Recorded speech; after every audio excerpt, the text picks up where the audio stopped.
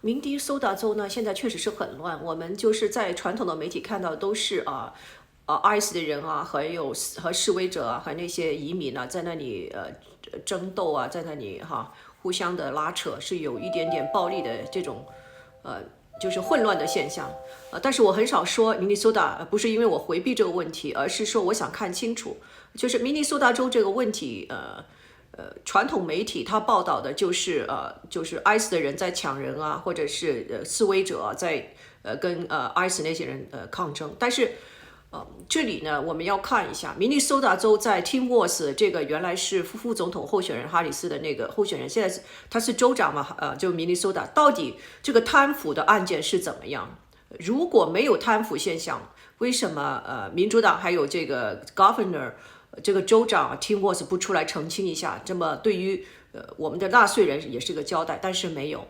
那么 Tim Walz 就是这明尼苏达州州长就任期的是这个期间，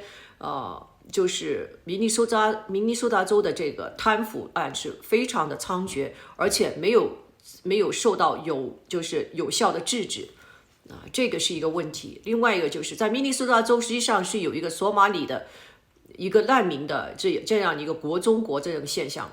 这个传统媒体也是没有报道。那么这些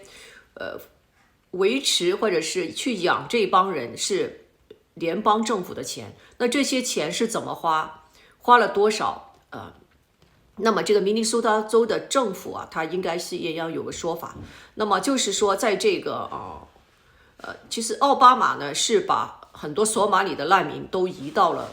美国。那么明尼苏达州这一块就是他们的聚居地，原来是白人斯堪的纳维亚白人生存的地方，现在变成了索马里的这个难民的国中国。那这个也是一个事实。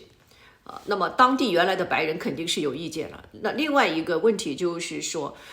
伊汉欧马是这个明尼苏达州索马里社群的这个国会议员，他的资产从政几年前的负资产到现在的3000多万美金，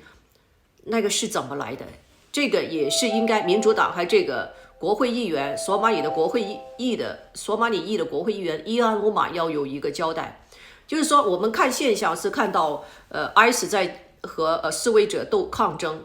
斗争拉扯混乱的现象，但是在背后这些很重要的这些贪腐的事情国会议员在社区下面很多造假的，就是一些儿童的设施啊，儿童的一些 program， 儿童的一些